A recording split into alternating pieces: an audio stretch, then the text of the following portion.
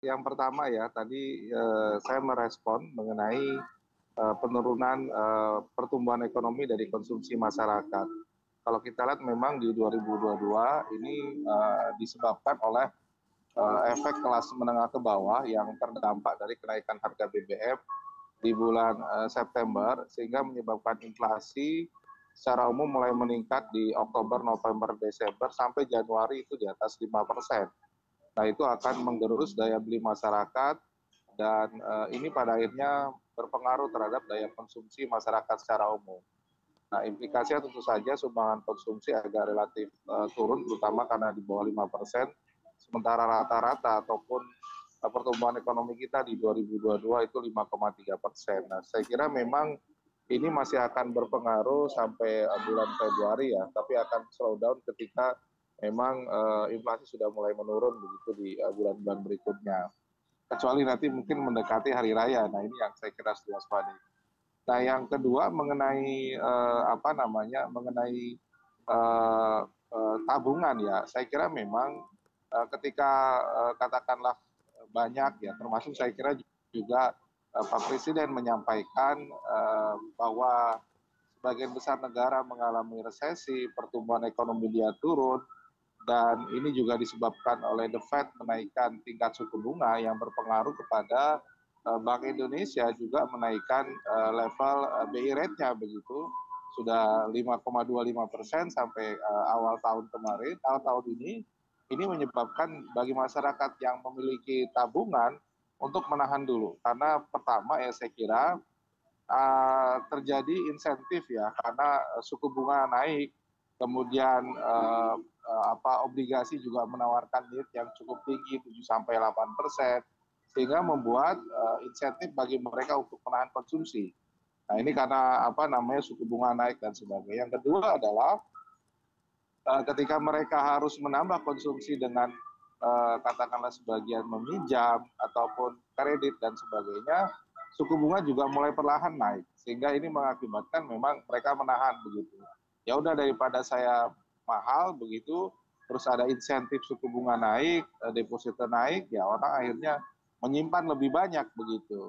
Nah, ini yang kemudian memang sulit disalahkan untuk masyarakat ketika situasi ekonomi ini juga seperti itu. Nah, saya kira memang ketika katakanlah sentimen-sentimen muncul, memang situasi psikologis masyarakat ketika membaca bahwa akan terjadi penurunan, ya reaksinya memang orang tidak akan konsumsi, justru akan menahan gitu ya.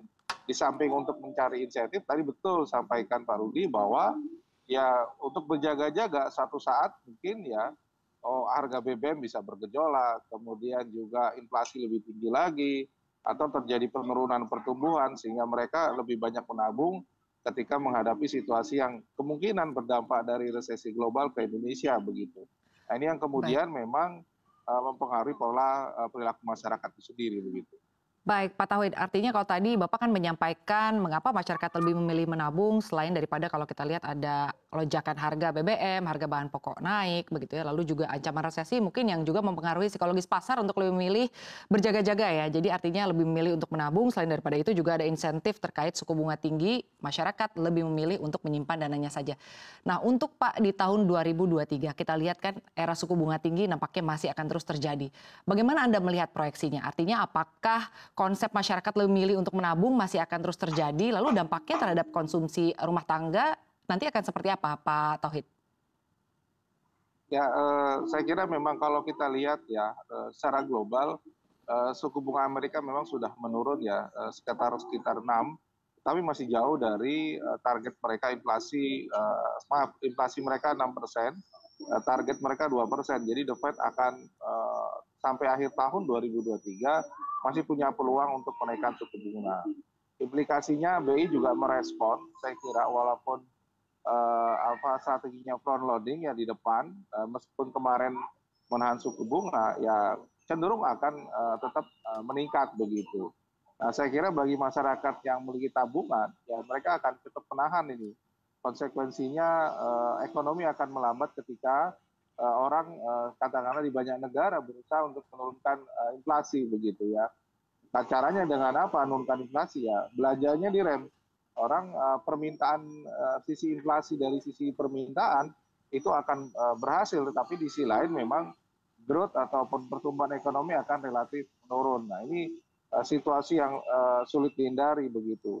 Nah kami melihat memang kalau misalnya pertumbuhan ekonomi di kita, saya kira akan relatif menurun di 2023. Sebenarnya lebih dominan, lebih bukan karena konsumsi terpengaruh, tapi lebih kepada pengaruh dari penurunan permintaan global untuk perdagangan ya, ekspor maupun impor. Nah ini yang sangat kentara dan sudah mulai tren pertumbuhan daripada ekspor kita turun di Januari kemarin ya, jauh lebih rendah dibandingkan Januari 2022 dan ini menyebabkan pertumbuhan ekonomi kita turun begitu. Jadi ya saya kira situasi ini masih akan terjadi di 2023, kemungkinan akan membaik di akhir tahun dan tahun depan begitu ya.